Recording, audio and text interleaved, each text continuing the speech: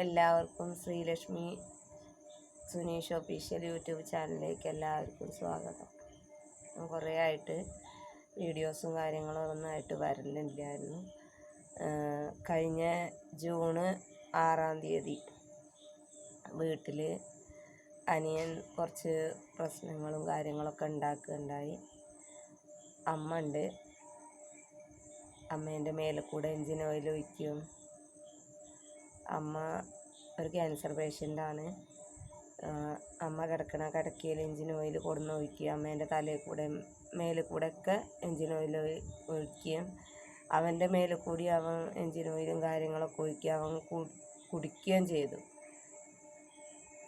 അമ്മേൻ്റെ വകയിലൊരാങ്ങള 1 മാസത്തോളമായിട്ട് കോഴിക്കോട് മെഡിക്കൽ കോളേജിൽ silent attack വന്ന് അങ്ങനെ ഒരു അനക്കൊന്നും ഇല്ലാതെ വെൻറ്റിലേറ്ററിലായിരുന്നു.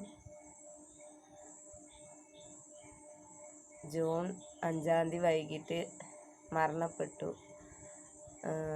മരണത്തിന് പോകാൻ വേണ്ടി നിന്നതാണ് ഞാൻ. അന്ന് രാവിലെയാണ് അനിയൻ വലിയ പ്രശ്നങ്ങളൊക്കെ ഉണ്ടാക്കി. അവന് കുറച്ച് കടബാധ്യത ഉണ്ടായിരുന്നു. അപ്പോൾ അതുകൊണ്ടായിരിക്കാം മരിക്കാമെന്നുള്ള ഉദ്ദേശത്തോടു കൂടി ചെയ്തതായിരിക്കും. ഞാൻ അമ്മ വയ്യാത്തതുകൊണ്ട് അമ്മയ്ക്ക് കഞ്ഞിയൊക്കെ വെച്ചിട്ട് ഗുളികയും മരുന്നൊക്കെ കൊടുത്തിട്ട് മരണ വീട്ടിൽ പോയതിന് ശേഷം കടയിൽ പോകാമെന്നുള്ളൊരു ഉദ്ദേശത്തോടു കൂടി ഇരിക്കുകയായിരുന്നു. അപ്പോഴാണ് ഇവിടെ വീട്ടിലിങ്ങനെ പ്രശ്നം ഉണ്ടാക്കുക. അനിയൻ തീയിട്ടു. മേലിൽ കൂടെ തീയിട്ട് അമ്മേൻ്റെ കിടക്കയിലൊക്കെ തീയിട്ടു. ഞങ്ങൾ പറ്റാവുന്ന രീതിയിലൊക്കെ വെള്ളമൊക്കെ കോരി ഒഴിച്ച് കെടുത്തി.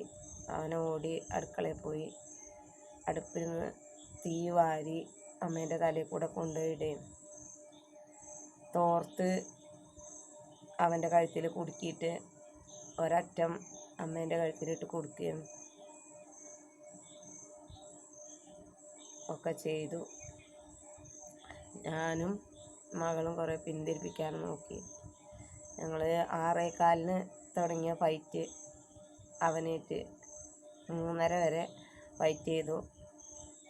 രക്ഷപ്പെടുത്താൻ പറ്റിയില്ല. ലാസ്റ്റ് കൊളത്തൂർ പോലീസ് സ്റ്റേഷനിലേക്ക് വിളിക്കേണ്ടി വന്നു.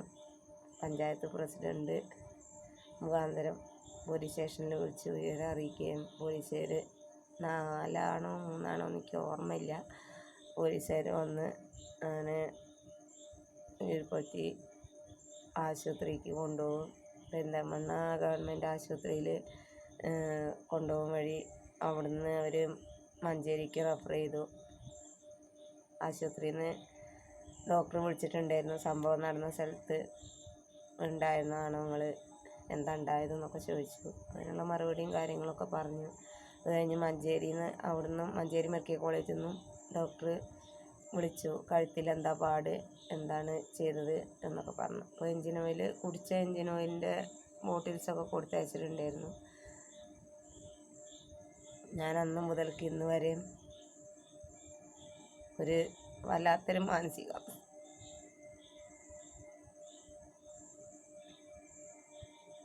ഇന്നും അതിൽ നിന്ന് മുക്തി നേടിയിട്ട്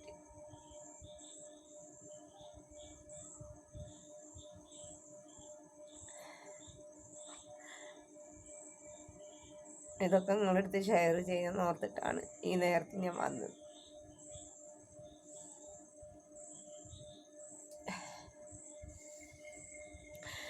ഞങ്ങൾക്ക് സ്വന്തമായിട്ടൊരു വീടില്ല.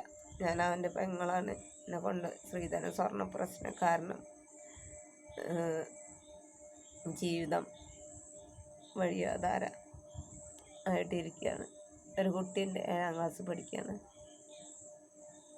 ഒരു കടയിൽ പണിക്ക് പോയിട്ടേ ഇരിക്കുന്നു. ഞങ്ങൾക്ക് സ്വന്തമായിട്ടൊരു വീടില്ല. കുടുംബത്താണ് നിൽക്കുന്നത്. കുടുംബത്താണ് ഈ പ്രശ്നങ്ങളൊക്കെ ഉണ്ടായത്. എനിക്ക് സ്വന്തമായിട്ടൊരു വീട് വേണമെന്നുണ്ട്.